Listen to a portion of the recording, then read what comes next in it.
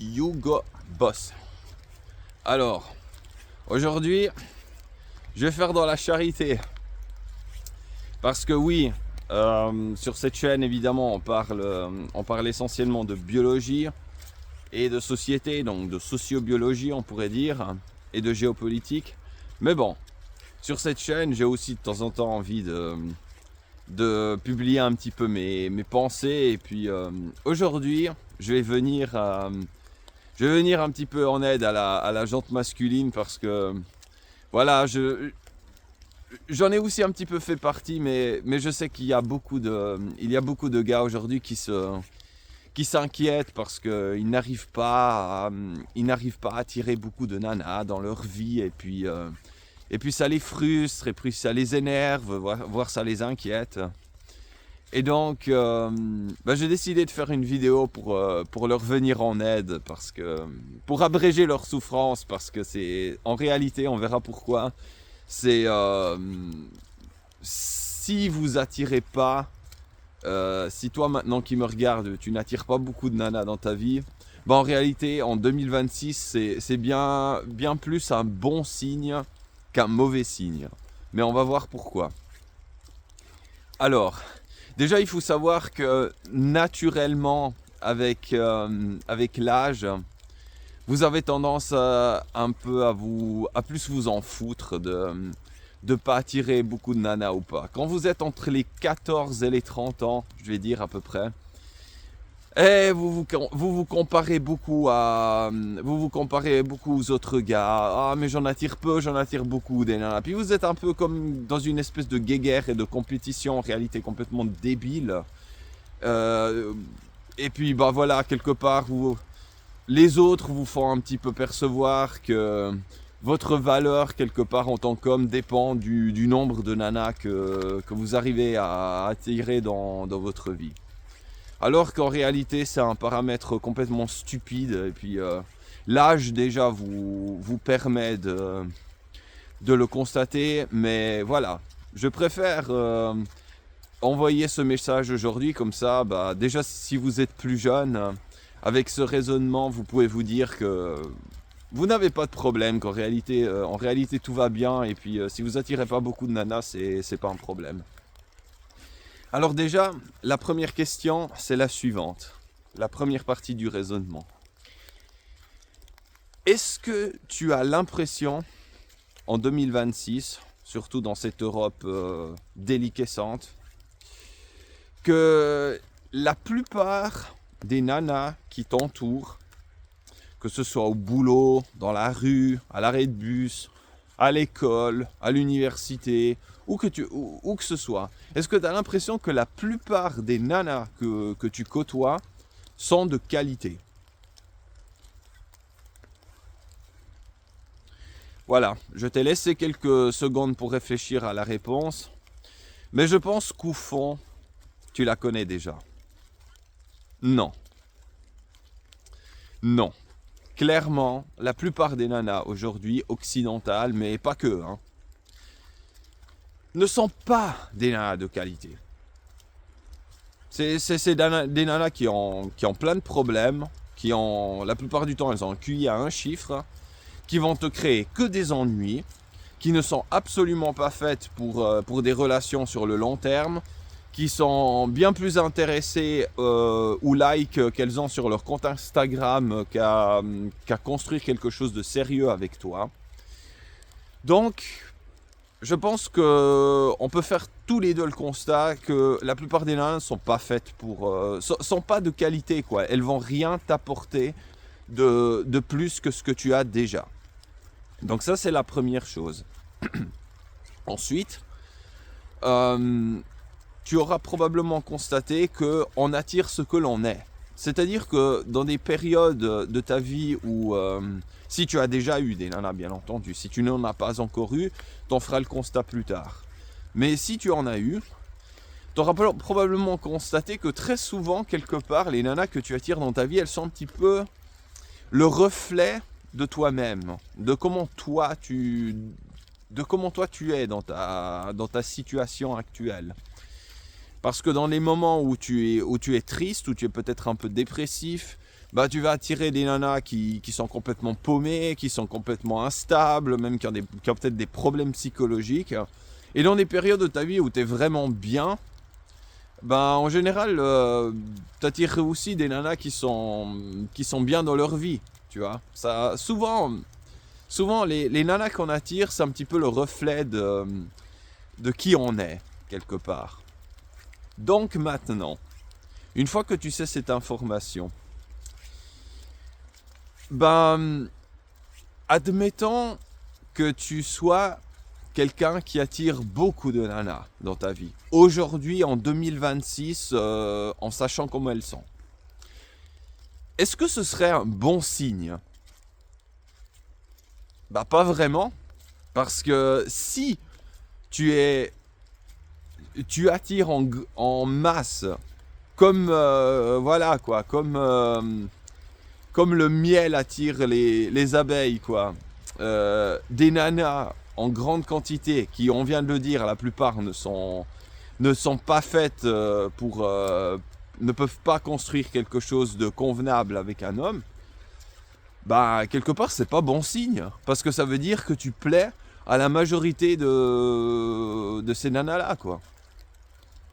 Donc aujourd'hui, conclusion, si tu n'attires pas beaucoup de nanas dans ce monde qui part en couille, bah quelque part c'est plutôt une bonne qu'une mauvaise nouvelle. Parce que ça veut dire que tu vas attirer les rares qui, elles, sont encore un minimum potable dans ce monde. Donc ne t'inquiète pas si t'attires pas beaucoup de nanas aujourd'hui, c'est plutôt bon signe. C'est le contraire qui serait plus inquiétant. C'est le contraire qui serait plutôt inquiétant.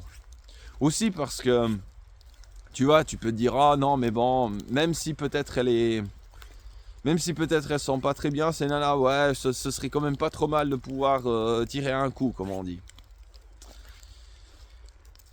Ouais, oui et non. Si ça va bien, si tout se passe bien, ouais, t'as eu ce que tu voulais avoir, et puis et tu repars chez toi 1 ou 2 heures après, et puis tout va bien. Mais si la gomme là en bas elle pète, et ben là ce serait très ennuyant avec ce genre de nana. Pourquoi? Bah déjà, risque, si elle ne prend pas la pilule, risque d'une descendance non désirée avec une femme non désirée sur le long terme, pension alimentaire et ainsi de suite, et une vie bien ruinée. Deuxièmement, risque d'IST, parce que voilà, tu te ramasses toute la belle flore là en bas. Et puis voilà quoi, ça c'est les belles surprises que tu peux avoir quoi. Donc comme tu vois, il vaut mieux ne pas être trop contrôlé par son membre là-haut, mais être plutôt contrôlé par cette partie anatomique qu'il y a là-dedans, tu vois. Donc c'est ça aussi, tu vois. Tu rates rien, tu perds rien à ne pas aller avec ces nanas-là. Bien au contraire, tu sauves ta santé mentale. Donc voilà. Conclusion. Non, si tu n'attires pas beaucoup de nanas aujourd'hui, mon gars, t'as pas de problème. Bien au contraire. C'est un signe de bonne santé mentale. C'est un signe que t'es quelqu'un qui sait où il va, qui sait ce qu'il veut, et que tu vas attirer les rares qui, elles, vont t'apporter vraiment quelque chose. Parce que avoir une nana dans sa vie aussi, avec le recul maintenant, ce que je peux dire, c'est que ça doit t'apporter un plus, une nana, tu vois.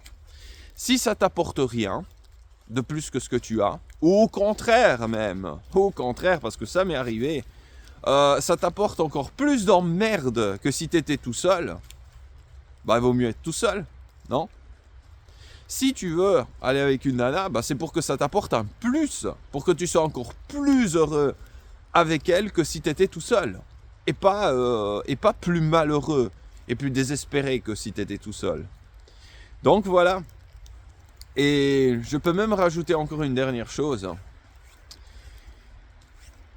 Prends des personnalités qui ont eu vraiment, ou qui ont beaucoup d'influence dans ce monde, qui sont puissantes et qui ont laissé quelque chose dans ce monde. Prends, je sais pas moi, Nikola Tesla, Albert Einstein, qui c'est qu'on peut prendre d'autres? Je sais pas, prends même Vladimir Poutine, prends Xi Jinping,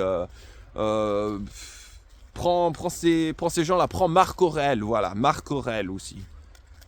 L'empereur romain Marc Aurèle, l'empereur philosophe, Socrate, Platon. Prends tous ces gens, voilà, qui avaient de la tête, quoi, qui avaient des idéaux, peu importe qu'ils te plaisent ou pas, c'est pas important, mais des gens qui ont laissé une trace dans ce monde, quoi. Une trace importante. Bah, Nikola Tesla, je sais même pas s'il a eu une épouse au final, je me demande.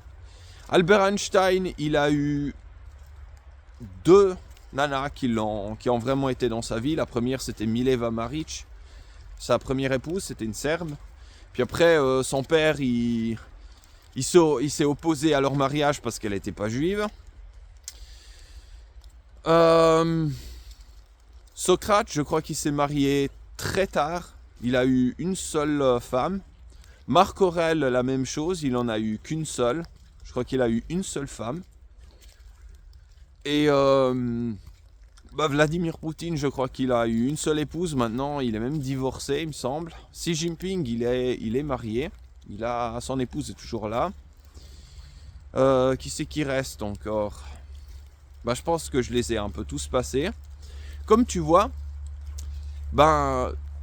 ces gens qui ont en général un QI élevé, qui veulent accomplir des grandes choses dans leur vie. Je répète, peu importe si ça te plaît ou pas, c'est pas important, mais juste qui veulent accomplir des grandes choses dans leur vie, qui ont des standards et des buts élevés. Ils n'ont pas beaucoup de femmes dans leur vie. Ils en ont pas beaucoup. Donc, dès que toi, tu as un peu des standards élevés, dès que tu es un peu plus futé que la moyenne, tu en auras moins des femmes dans ta vie. Parce que ça va avec quelque part. Les gars qui ont beaucoup de nanas, la plupart du temps, ne sont pas particulièrement intelligents. Ou en tout cas, ce ne sont pas vraiment des gens qui ont laissé un énorme héritage à l'humanité. Et souvent, ceux qui ont le plus de succès avec les filles, surtout quand ils sont jeunes, quand ils sont adultes, en général, font pas vraiment grand-chose de leurs 10 doigts. Hein. Alors, pas tous, évidemment, mais la plupart ne laissent pas grand-chose derrière eux. Donc, c'est pas tellement utile dans ta vie que d'avoir du succès avec les nanas. Qu'est-ce que ça peut te faire? Ça t'amènera pas grand-chose. Ça va beaucoup bouffer ton énergie, te fourvoyer de tes buts et de tes objectifs. Donc, est-ce qu'il faut te priver de nana? Non, pas du tout. Non. Tu peux en avoir, mais simplement, ne pense pas qu'à ça, parce que ça va rien te rapporter. Tu vas pas y gagner beaucoup sur le long terme. Bien au contraire, tu risques d'être tellement distrait que tu finis par rien accomplir. Donc, tout ça pour te dire que voilà, les grands hommes, ceux qui ont vraiment marqué l'histoire, peu importe comment ils l'ont marqué, ils n'avaient pas beaucoup de nanas. La plupart, ils n'en avaient pas beaucoup.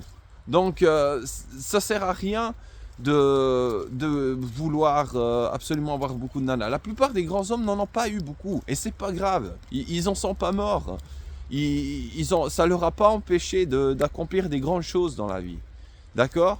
Donc, sache maintenant, pour conclure, que si t'as pas eu beaucoup de nanas dans ta vie, c'est pas forcément un mauvais signe, bien au contraire, c'est plutôt un bon signe. Ça veut dire que quelque part, t'es au-dessus de la moyenne. tu as compris beaucoup de choses dans ta vie et puis je te dis, ton existence ne sera qu'allégée.